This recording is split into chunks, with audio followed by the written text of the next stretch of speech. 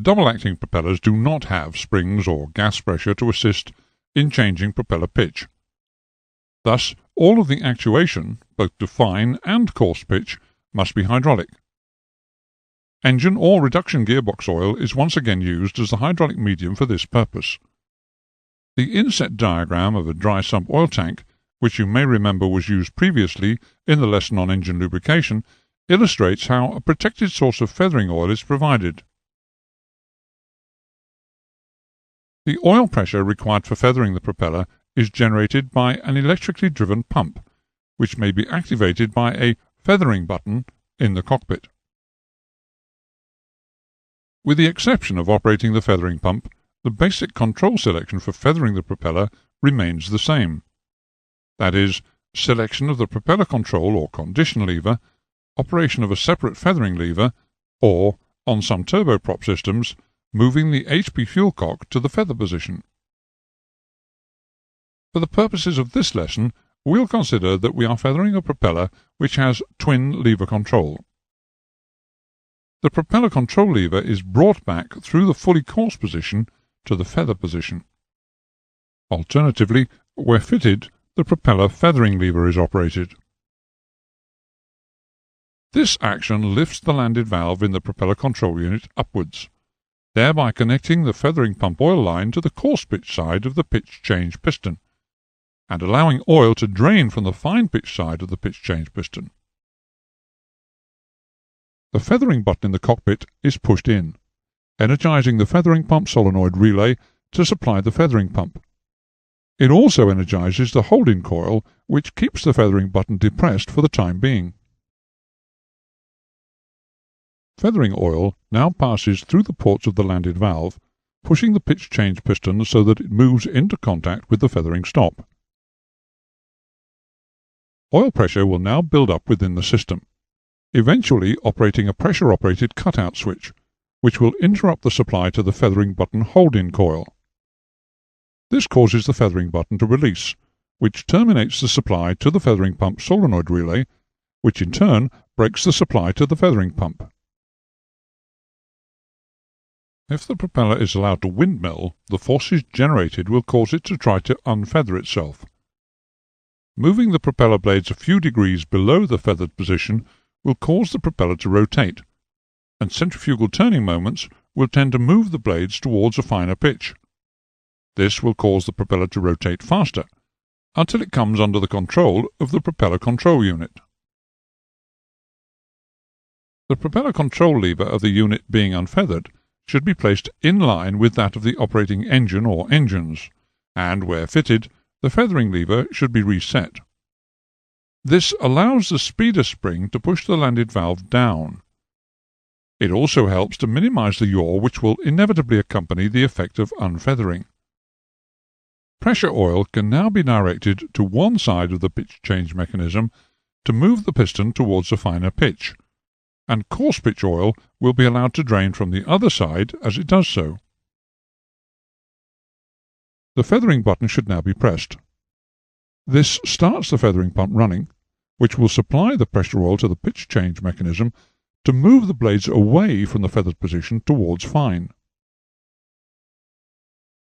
Once the propeller starts windmilling, the feathering button should be pulled out.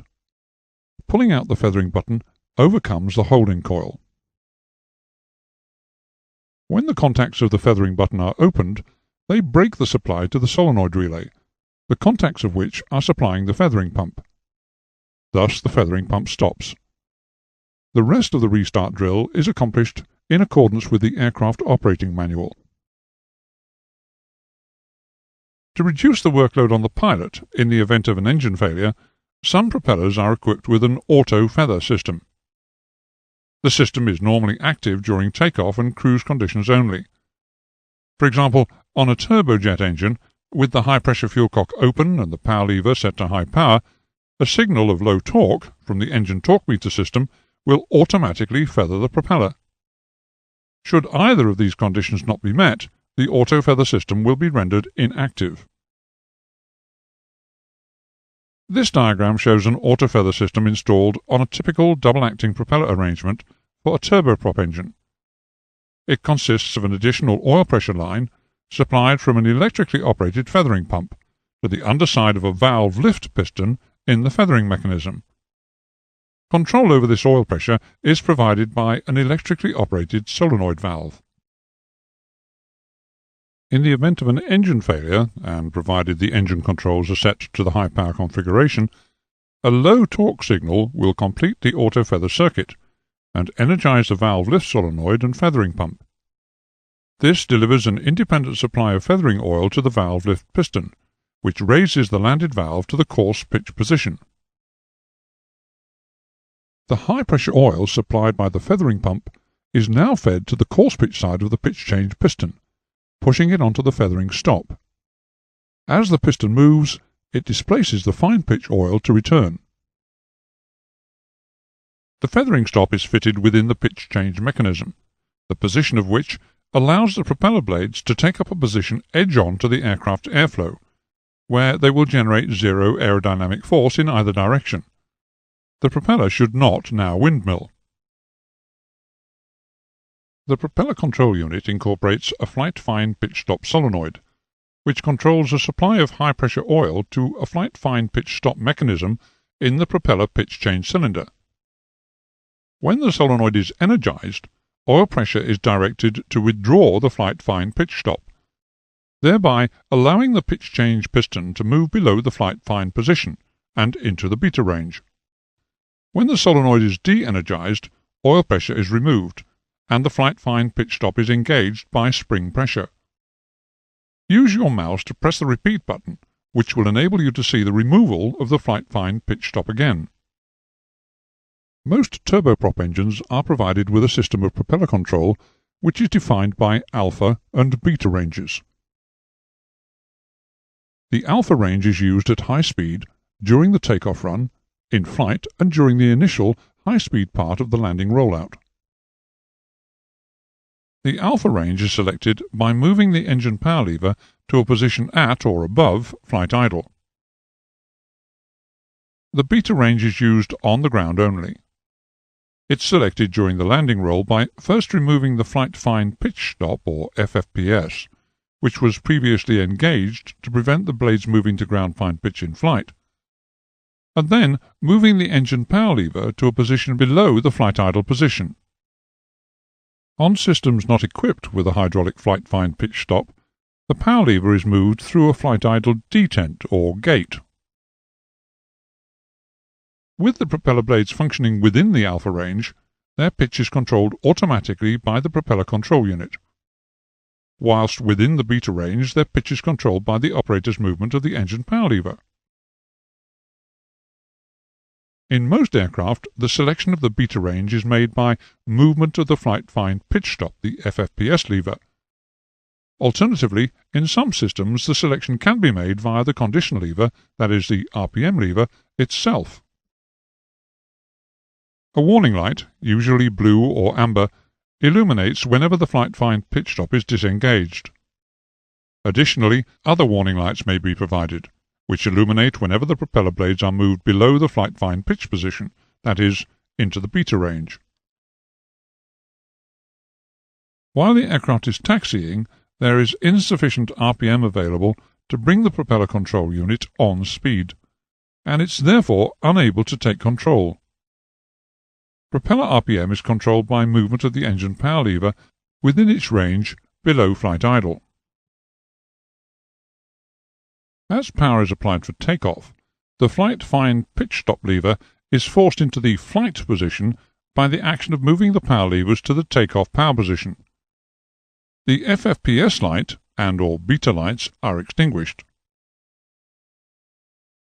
As the pitch of the blades coarsens to allow the propeller to absorb the increased torque being produced by the engine, the piston in the pitch change mechanism moves into the flight pitch range or alpha range. This allows the flight fine pitch stop to engage under spring pressure, thereby preventing the piston from moving below the flight fine pitch position. There is now sufficient RPM available to bring the propeller control unit on speed and into a controlling condition. Many turboprop aircraft and a few high-powered piston-engined aircraft are provided with a means to allow the operator to select a superfine pitch, or to aerodynamically reverse the pitch of their propellers, or even in some cases to do both. In the case of a superfine pitch selection, a fixed abutment stop in the pitch change cylinder allows the piston to take up a position at or near 0 degrees. This is known as a disking position, and is used for starting and initial acceleration of the engine, and for aerodynamic braking during the landing roll. Superfine pitch is commonly called ground fine pitch, and its position is several degrees finer than the finest pitch available in flight, which is called flight fine pitch. The propellers of more modern aircraft may have a much greater range of blade movement in the beta range. The range can extend from around plus 8 degrees to minus 30 degrees pitch, which is full reverse. The beta range of this type of propeller is selected in a similar manner, and at the same point in the landing run as the previously discussed system, that is, during the high-speed initial part of the landing rollout. In this case, however, the braking effect obtained from the selection of reverse pitch is much more effective than that which would result from merely the selection of ground fine pitch. With the propeller in reverse pitch, the forces on the propeller blade are as shown here in the small diagram on the right of the screen. As you can see, in reverse pitch, the forces generated by the propeller will produce a braking effect to actively decelerate the aircraft after landing. On landing, the flight fine pitch stop lever must be moved to the disengaged or ground position before the engine power lever can be moved below flight idle. On systems not equipped with the removable flight fine pitch stop, the power lever must be moved through a fixed gate or detent. On some aircraft, microswitches, which sense that the weight of the aircraft is on the wheels, ensure that this selection cannot be made in the air. Once the power levers are moved below flight idle, the propeller blades move into the ground fine pitch range, and the propeller control unit relinquishes control. Propeller RPM is now controlled by power lever movement. The forward velocity of the initial landing roll, combined with low RPM and low blade angle, produces a zero or negative angle of attack. This reverses the total reaction produced by the propeller, which acts to slow the aircraft in its landing roll. This condition is known as disking braking. Propellers which can have their pitch angle made even more negative are known as fully reversing propellers. As the power lever is moved further rearwards into the reverse pitch range, the blades move into the negative pitch position. The reversed total reaction produced now increases. This exerts increased load on the engine, so engine power is increased in order to maintain a constant RPM. The engine power and reverse airflow through the propeller is now being used to slow the aircraft down. This condition is known as power-on braking. Many multi-engined aircraft are provided with a visual indicator, which is called a synchroscope, which indicates the RPM differences between the slave engines and the master. As you can see from this picture, the presentation consists of miniature propellers, which rotate to show when an RPM difference exists, and whether the slave is faster or slower than the master. In order to reduce the amount of vibration which can damage aircraft components, and also to reduce noise harmonics which can occur on propeller-driven aircraft, the engine propeller assemblies are often provided with a means of making the RPM of each unit the same as all the others. A synchronization system will reduce the annoying harmonics which can be produced by out-of-sync propellers, and also lower noise levels significantly. Electromagnets in the head of the rotating assemblies of the propeller control units of each engine are used to generate an RPM signal. An aircraft fitted with such a synchronization system will have a designated master engine, and other engines will be specified as slave engines. The signals from the propeller control unit of the master engine and those from the slave engines are sent to a control unit where they are compared. With the synchronizing system engaged, any RPM differences between the master and slave engines will be sensed in the control unit.